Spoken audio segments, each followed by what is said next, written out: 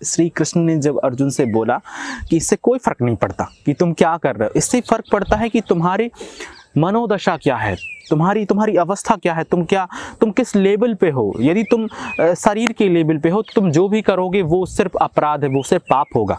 यदि तुम mental level पे हो तो तुम्हें बहुत सोच समझ के अलर्ट होकर काम करना पड़ेगा। यदि तुम एक इंटेलेक्चुअल लेवल पे हो, बुद्धिमत्ता के स्तर पे हो, तो तुम्हें तर्क लगानी पड़ेगी चीज़ों में, क्या फ़ायदा क्या नुकसान है। और यदि तुम आध्यात्मिक लेवल हो तो इससे कोई फ़र्क नहीं पड़ता कि तुम क्या काम करते हो, वो सब कुछ पुण्य होगा। पुण्य मतलब बेहतर कर्म होगा।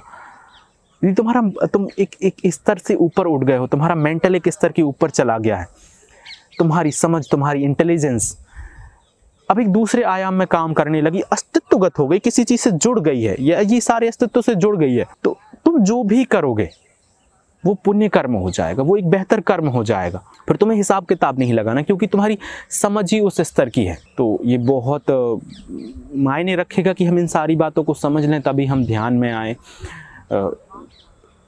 एंजाइटी, डिप्रेशन, ये छोटी मोटी चीज़ें हैं, ये तो कुछ एक समय में ख़त्म हो जाएंगी। ये बहुत बड़े लेवल का काम है। जब हम अपनी चेतना को समझने का, अपने चैतन्य रूप में जीने की कोशिश करते हैं, हम इस फिजिकल बॉडी से ऊपर उठते हैं। शरीर माध्यम खलु धर्म साधनम, शरीर को छोड़ते नहीं हैं, इसके साथ बुरा बर्ताव नहीं करते, इससे भागते नहीं हैं, कुछ भी नहीं करना। लोग बोलते हैं कि क्या मैं सेक्सुअल हूँ तो क्या ये मेरी जो काम वासना है वो खत्म हो जाएगी। होती है तो होने दीजिए, नहीं होती है तो कोई बात नहीं। आप जब अस्तित्वगत हो रहे हैं, ध्यान आपको अस्तित्वगत करेगा। यदि उस अस्तित्व में ये सब छूटना है तो छूट जाएगा। कोई मेरे से बोले कि मैं चोरी करता हूँ, क्या मेरी चोरी छूट जाएगी? तो चोरी क्यों छोड़ना? यदि आपको ज़रूरत है, आप नहीं कमा सकते तो चोरी करिए। पर यदि आप ध्यान करते हैं और चोरी छूट रही है तो उसमें फिर बुरा मत मानिए, क्योंकि वो तो मेरे को लगता है कि छूटेगी ही, ऐसे होगा ही। इसको बहुत गहरे में समझने की कोशिश करिए कि ये पूरे के पूरे आयामों को खोलेगा। मेडिटेशन हमारे स्मृति ज्ञान को व्यवस्थित करता है। कई सारे लोग पूछते हैं कि क्या ध्यान करने से मन खत्म हो जाएगा, तो फिर हम लोगों के साथ कम्युनिकेट कैसे करेंगे?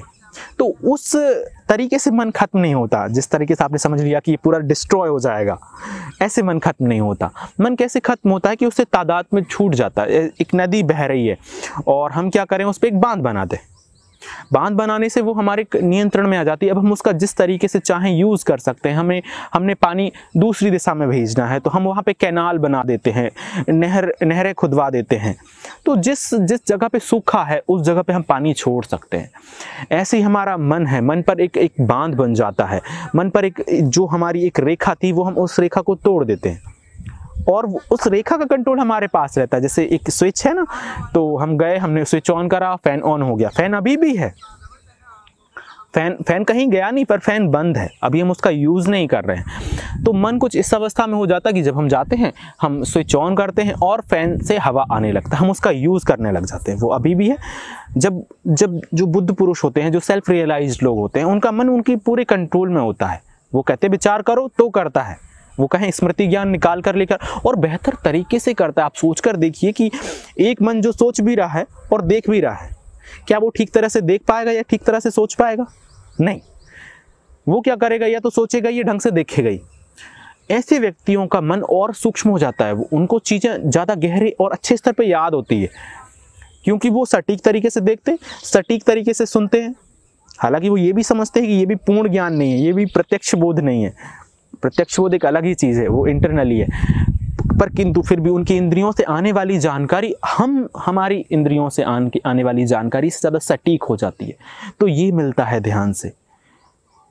ज़्यादा शांत रहेगा, उसकी वाक शुद्धि होगी, बोलेगा तो लगेगा कि जैसे फूल झड़ते हैं, ऐसे लगेगा कि इसके साथ घंटों बैठे रहें। अब वो बैठता है या नहीं ये अलग मायने रखता है, आपका मन जरूर करेगा। ऐसे व्यक्ति को कभी देखिए जो मेडिटेटेड है, जो ध्यान करता है, लगेगा उसके साथ बैठे रहें, सुंदर होगा। इससे फर्क नहीं पड़ता कि उसका चेहरा कैसा दिखता है, उसके चेहरे पे एक अलग ही रोशनी होगी, उसकी वाणी में एक अलग ही मिठास होगी, उसके विचार इतने कमाल के होंगे, उसके कर्म शुद्ध होंगे। जिस भी काम को करेगा बड़े प्यारे ढंग से करेगा। समय लेगा, बहुत समय भी नहीं लेगा, एक सही समय में सही काम करता है, सब कुछ बिल्कुल परफेक्ट हो जाता है। बुद्धि शुद्धि होगी, उसकी इंटेलिजेंस कमाल की होगी, उसके फैसले जो उसकी इंटेलिजेंस से निकल कर आते हैं वो बहुत सटीक हो जाएंगे।